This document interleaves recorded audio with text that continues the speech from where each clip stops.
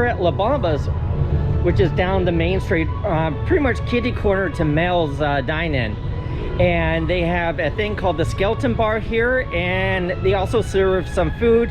And inside a walkthrough experience, they have another bar with spooky drinks in it. We're gonna go into the Skeleton Bar here.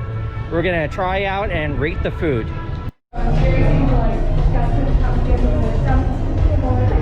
So in the Skeleton Bar, you can get some basic foods and some drinks here, but they actually have kind of like a walk-through mini haunt type experience. So once you get your food and stuff like that, you can go in there. Also, there's a bar inside the walk-through experience.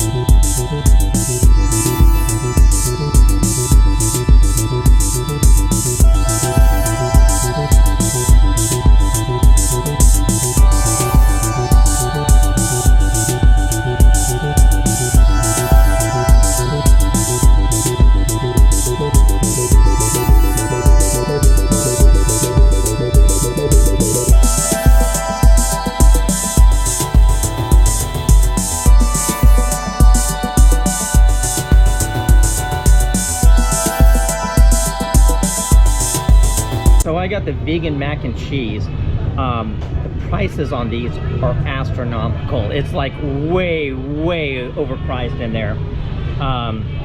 You saw the menu item bread, but that's how much you get mac and cheese and a piece of bread. If you order the skewers, that's 10 bucks.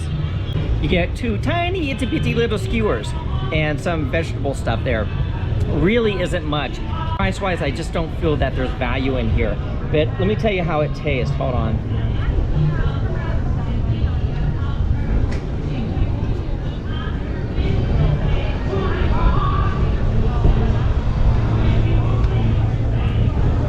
So to be honest,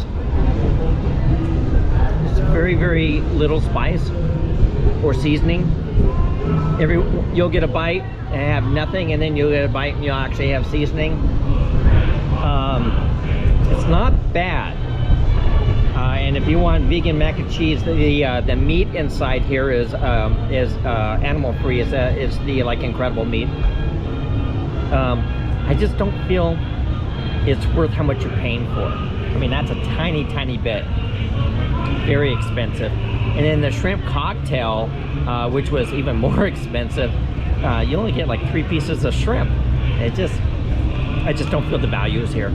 My friend Tiffany, now she has celiac disease, so the only thing she could get is the skewers.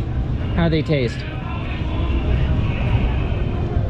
They're okay, they're a little cold. Oh, really? Cold chicken skewers. Mm-hmm. Nice. And that was 10 bucks. Eat it slowly. As we anticipated, past the Jimmy Fallon ride, over here in the back is the Revenge of the Tooth Fairy haunted house attraction. The way it's going to be set up starting Saturday is that you'll actually go onto your app, and there's going to be a virtual queue that you can sign up for, and then you get notified of your time of arrival. Come in and do the haunted attraction. We're just about to go into the Tooth Fairy. We're going to film the queue line actions, and we can't film inside the haunt, but we'll give you a full review once we get out.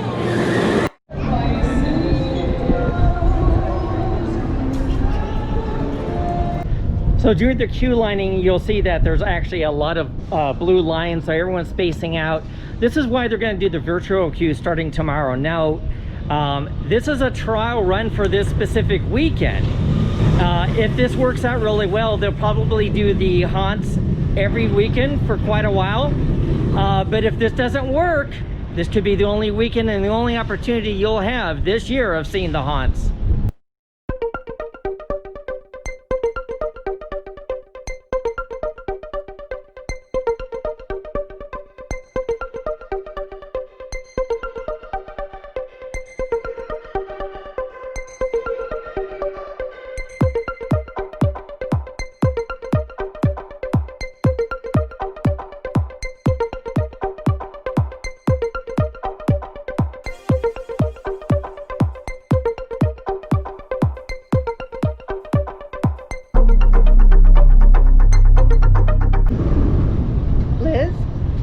8.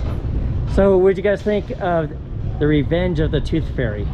We liked it. Yeah, I thought it was really good. I really liked the narration. Yeah. I thought the story was really Through the good. whole house. That was pretty amazing, Yeah. wasn't it? It was, yeah. Also being able to kind of slow down through a house for the first time was kind of cool. You could really see the detail on it. Yeah, that was fun. really nice. Yeah. I agree. Yeah, I didn't feel rushed. And a little less scary too, right? I mean, it was a little less. Yeah. I don't like that as much. No, I know. Better For kids. during the day. Yeah. I liked how the beginning looked like a pop-up book. Yeah, that was really fun. It was in black and white, and then it slowly converted from like a pop-up slide book to real life. Yes, totally No, like was that as super well. Cool. So how would you rate that haunt compared to haunts from the previous years?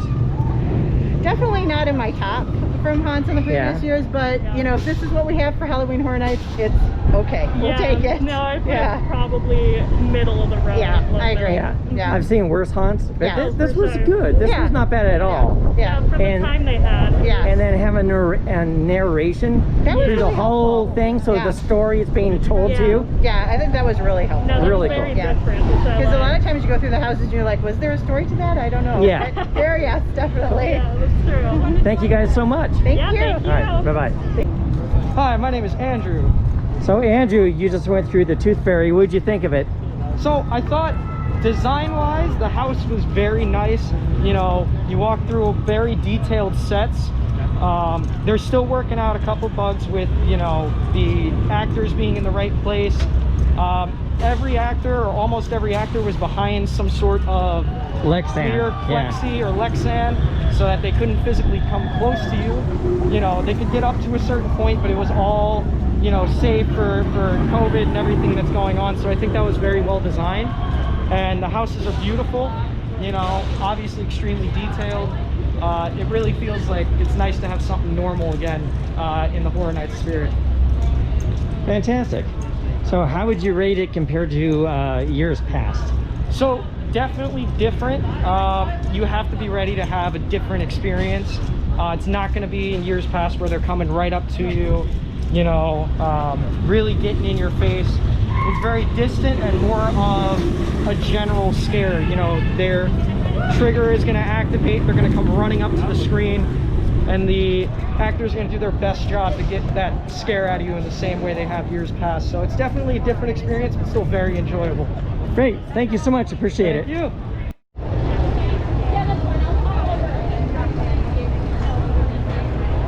All right, we're about to go into the Bride of Frankenstein haunt. Now, this is from the classic horror movies. Last year, it was the classic horror movie haunt, and that was fantastic. So this year we had the Bride of Frankenstein Lives. And from what I've heard already, that this is an amazing haunt. So we're about to go through and we'll let you know what we think afterwards.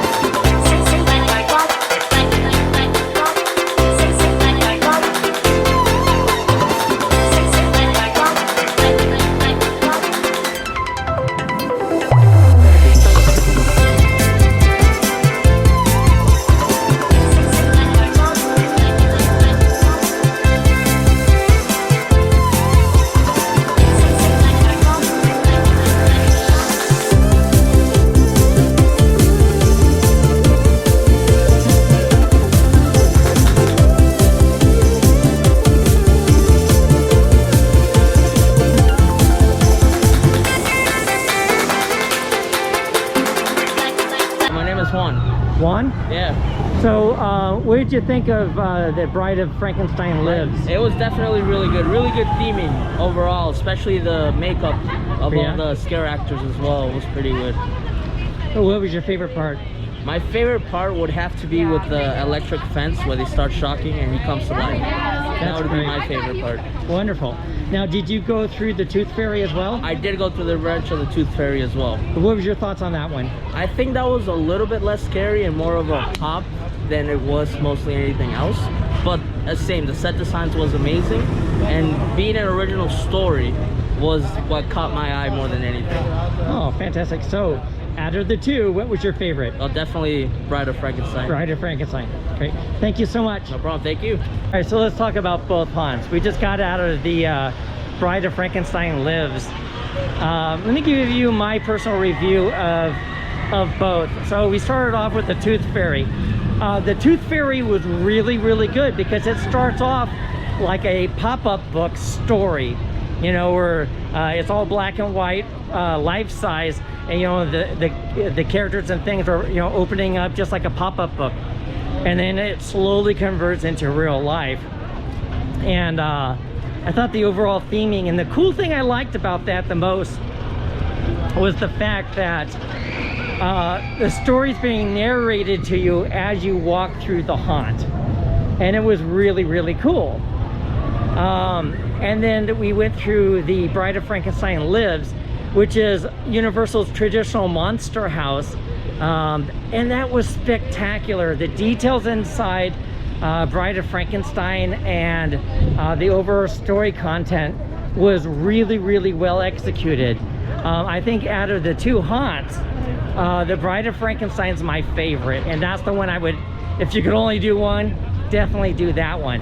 But the Tooth Fairy was creepy as all can be, and it was just really perfectly done. But Bride of Frankenstein edged it out just enough. Talk a little bit how the haunts are doing spacing for the social distancing. Basically, the lines are spaced out, and each group can go up to those specific lines, and then they time it to allow groups go through the haunt being properly spaced. And then throughout the whole haunt, there's people with these like orange wands pausing the different groups for the group that's in front of them. What's nice about this is you don't feel like it's a cattle car going through the haunts like you have in past years. What is harder is the fact that it takes a lot longer to get into the haunt than it used to in past years. I think they're doing it really, really well. The two haunts that are available are fantastic. If you want to check out the haunts, get to Universal early in the morning and jump into that virtual queue as quickly as you can. I suspect that this weekend they're going to book up full and no time flat. We hope you enjoyed this video. Please like and subscribe and hit that bell icon. And if you enjoy our videos, we ask you to maybe buy me a cup of coffee and donate $5 or $1 on Patreon or PayPal. The links are down below.